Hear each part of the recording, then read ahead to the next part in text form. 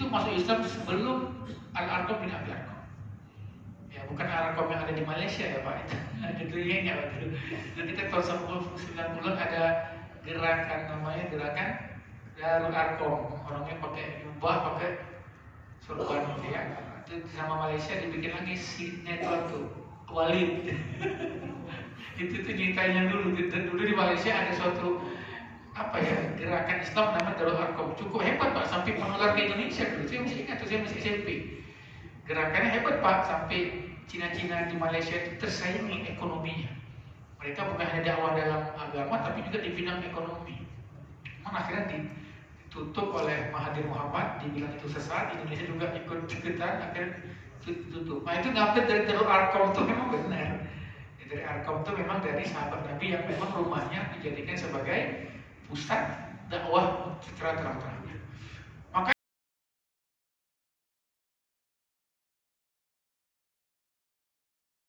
Muhammad itu, saya pengen ketemu. Ya udah, kemana disuruh oleh sahabat? Ke Darul Arqam Pak. Ketika Darul Arqam itulah dia masuk Islam. Begitu Umar masuk Islam, baru itu dakwahnya terang-terangan. Tuh, dan Umar itu dalam sebuah riwayat orang yang ke-40 dari masuk Islam. Jadi Abdullah bin Mas'ud ini jauh Pak, lebih senior lah sebelum Sayyidina Umar bin Khattab. Walaupun secara umur ya lebih tua Sayyidina Umar, tapi beliau termasuk orang yang ke-6 daripada sahabat-sahabat yang awal masuk Islam. Baik. Fisiknya, Sayyidina Abdullah bin Mas'ud ini fisiknya, maaf lah Pak ya, fisik dari Sayyidina Abdullah bin Mas'ud ini pendek, bahasa kita maaf, bocel Pak. Pendek, perutnya agak besar, kurus. Sehingga pernah pada masa Khalifah Umar bin Khattab, Umar lagi di masjid dengan para sahabat, datang dia masuk ke masjid. Nah, Abdullah bin Mas'ud ini berdirinya itu hampir sama dengan duduknya orang Pak. Jadi orang duduk, datang beliau hanya tinggi sedikit aja Abdullah bin Mas'ud, bayangkan pendek itu. Jadi semuanya tertawa ngeliat dia kayak gitu. Begitu dia pergi, kata Umar, kalian ngetawain Abdullah bin Mas'ud ya? Itu pendek, tapi dari kepala ke kaki ilmu semua itu. Itu dikatakan oleh Sayyidina Umar bin Khattab. Itu Abdullah bin Mas'ud dari ujung kakinya sampai kepalanya, kullu ilmu, semuanya itu ilmu. Baru diam semua, karena beliau memang ya pendek begitu. Bahkan dulu beliau ini kan spesialis asisten Nabi Pak, Sayyidina Abdullah bin Mas'ud ini. Dia bayangkan Pak ya, dia yang ngambil batu istinja.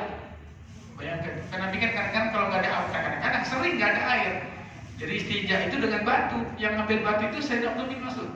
Bahkan kalau Nabi ingin buang hajat, tidak ada tempat penutup, bukan dalam rumah, lagi di luar, butuh penutup. Yang jadi penutup hijab untuk Nabi buang air itu Sayyidina Abdullah bin Mas'ud. Bayangkan Pak, ini sahabat luar biasa ya. Kemudian beliau juga yang tukang ngambil siwak. Siwak itu kayu Arab yang buat dipakai bersuki. Nah suatu saat Nabi menyuruh dia naik ke atas. Tolong Abdullah, siwak saya sudah habis, tolong naik ke pohon, potong itu dahannya buat saya pakai siwak. Maka Sayyidina Abdullah bin Mas'ud naik ke atas. Ya kan kecil Pak badannya. Tahu-tahu kena angin Pak, tersingkap betisnya. Betisnya itu kata sahabat nggak ada dagingnya. Kata sahabat seperti tangan kita. Terus semua tertawa melihat betis Abdullah. Terus kata Nabi, kalian menertawakan betis Abdullah bin Mas'ud. Demi Allah kata Nabi, 2 betis itu kalau ditimbang di hari kiamat itu lebih berat dari gunung Uhud. Itu saking luar biasanya Pak Sayyidina Abdullah bin Mas'ud. Karena memang beliau langsung melihat mukjizat Nabi, dan beliau juga alim yang paling banyak mendapatkan hadis dari Nabi SAW dan juga ilmu dari Nabi SAW. Baik. Dan beliau juga sebutnya sahibus sirrin Nabi. Beliau itu salah seorang sahabat Nabi yang bisa masuk ke rumah Nabi kapanpun dia mau kalau Nabi sudah mengizinkan. Kalau yang lain nggak berani Pak. Abdullah bin Mas'ud dan ibunya termasuk yang bisa masuk ke rumah Nabi, sehingga dia sebut orang yang paling dekat dengan Nabi SAW. Dalam hadis riwayat Muslim dengan sanad Abdurrahman bin Yazid, dia mengatakan bahwa Abdullah bin Mas'ud berkata, aku dibilang oleh Nabi, idnuka alayya an yurfal hijab wa an tastami'a siwadi hatta anhar. Abdullah bin Mas'ud, kalau kau masuk ke rumah saya, kau lihat tirai sudah saya buka, kata Nabi, tirai sudah saya buka dan kau bisa dengar ucapan saya, masuk. Berarti kau diizinkan untuk masuk. Itu saking dekatnya dengan Nabi. Kalau yang lain nggak bisa Pak, walaupun tirai udah dibuka nggak bisa. Assalamualaikum ya Rasul, bilang assalamualaikum dulu nggak berani. Kalau Abdullah bin Mas'ud nggak. Ibunya juga seperti itu, bisa masuk kapan saja. Itu salah satu kedekatan beliau dengan Nabi Shallallahu Alaihi Wasallam. Makanya kata Abu Musa al-Asy'ari, ini sahabat Nabi namanya Abu Musa al-Asy'ari, ini salah satu sahabat Nabi yang dari Yaman. Beliau mengatakan, qadimtu ana wa akhi minal Yaman. Saya dan saudara saya datang dari Yaman. Kami nunggu lama di rumah Nabi SAW. Kami lihat Abdullah bin Mas'ud ibunya main masuk saja, enak, tidak ada pengawalan khusus, main masuk seperti itu saja. Oh, baru kami tahu, jangan-jangan ini dari Ahlul Bait Nabi, ternyata bukan. Oh, baru setelah itu saya tahu ternyata Abdullah bin Mas'ud ini masuk sahabat yang dekat sekali dengan Nabi Shallallahu Alaihi Wasallam. Baik, banyak sekali Pak kalau kita bicara tentang Sayyidina Abdullah bin Mas'ud. Kita ringkas-ringkas beberapa hal-hal yang sangat penting tentang Sayyidina Abdullah bin Mas'ud. Baik, Islamnya tadi sudah kita jelaskan, dia bertemu dengan Nabi SAW.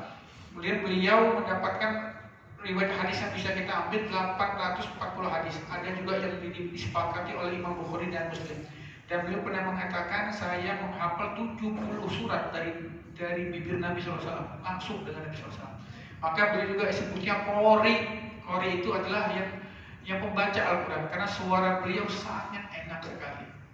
Nah, sehingga waktu dulu di Mekah, kan beliau enak suaranya. Ketika di Mekah,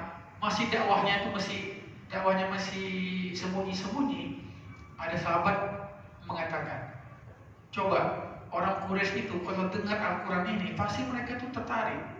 Coba siapa yang berani memperdengarkan Al-Quran kepada orang-orang kafir Quraisy itu? Kata Abdullah bin Mas'ud, saya. Oh jangan, kata yang lain. Oh di kebun bisa mati, badanmu kecil kayak gini. Jangan, coba kita cari kita ini yang masih ada pelindung.